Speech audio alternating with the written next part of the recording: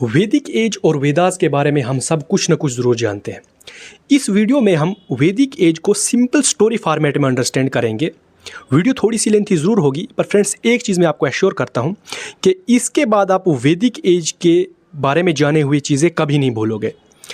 So friends, वैदिक literature को दो हिस्सों में डिवाइड किया जाता है, श्रुति लिटरेचर और स्मृति लिटरेचर। बात करें हम श्रुति लिटरेचर की, तो श्रुति लिटरेचर सिंपल मतलब direct revelation by the God, यानी वो अल्फाज जो भगवान के डायरेक्टली बताए गए हैं, जो एटर्नल है, यानी हमेशा थे, आज हैं और हमेशा रहेंगे, जिसमें हम कोई भी चेंज नहीं ला सकते हैं।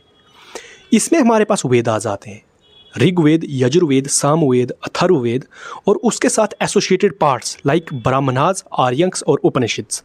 ये हमारे पास श्रुति लिटरेचर में आता है।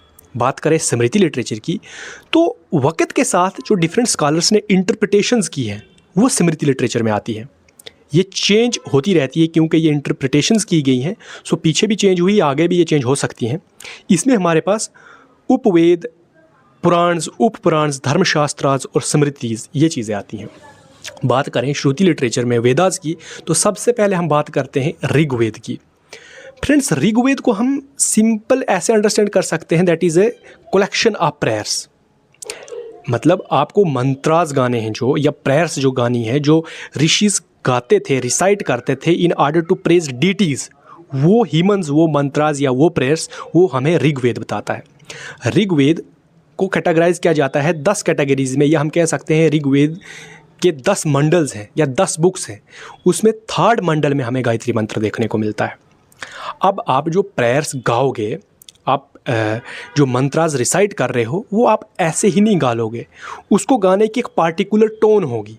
उस टोन की बात करता है सामवेद। सामवेद को हम बुक ऑफ म्यूजिकल चांट्स भी कहते हैं, या ये इंडियन क्लासिकल म्यूजिक के रूट है। सो उस मंत्रा को गाने की एक पार्टिकुलर टोन, वो हमें सामवेद बताता है। अब आप सेक्रीफाइस करोगे, सेक्रीफाइस करते हुए वो ह्यूमन गाओगे एक पार्टिकुलर टोन में, तो उस सेक्रीफाइस की बात हमारे पास यजुर्वेद करता है।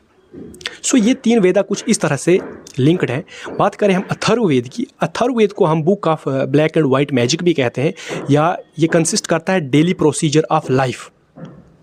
ये हमारे पास नॉन आर्यन लोगों की बात भी करता है। सो फ्रेंड्स, हर एक वेदा के साथ एसोसिएटेड पार्ट्स हैं, ब्राह्मणास, आर्यंक्स और उसके बाद उपनिषद। बात करें हम ब्राह्मणा की, तो ब्राह्मणास को आप देखो, आप एक ह्यूमन या मंत्रा गाओगे, उसको गाने की एक पार्टिकुलर टोन होगी और आप सेक्रीफाइस करोगे। अब ये जो मंत्रास हैं ऋग्वेद में हैं जो, ये एक पोइट्री फॉर्मेट में है। अब इसकी एक्सप्लेनेशन क्या है, आप जो सेक्रीफाइस कर रहे हो उसको लॉजिक क्या है, उसकी साइंस क्या है, ये सब एक्सप्लेनेशन हमको ब्राह्मणास में देखने को मिलती है। या हम कह सकते हैं ब्राह्मणास जो है वो एक एक्सप्लेनेटरी पार्ट है वेदास का। बात करें अगर हम आर्यनक की, तो आर्यनक को हम फॉरेस्ट बुक भी कहते हैं।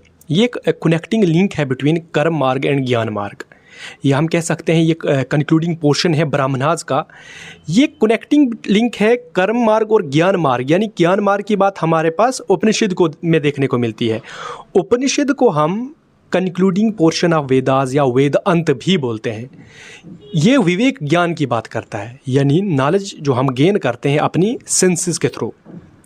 सो इस तरह से एक स्टोरी फॉर्मेट में हमको अंडरस्टैंड करना चाहिए कि कैसे वेदास हमारे पास प्रेयर्स की बात करते हैं। अगर उस प्रेयर को गाने की एक पार्टिकुलर टोन होगी, आप सेक्रीफाइस करोगे, क्या लॉजिक है इन चीज़ों के बारे में, इन चीज़ों का क्या लॉजिक है, और साथ में कैसे आप एक इवोल्यूशनरी मैनर में आप सेक्रीफाइसिस से लेके विवेक ज्ञान तक पहुँचे, यानी वेदांत तक पहुँचे।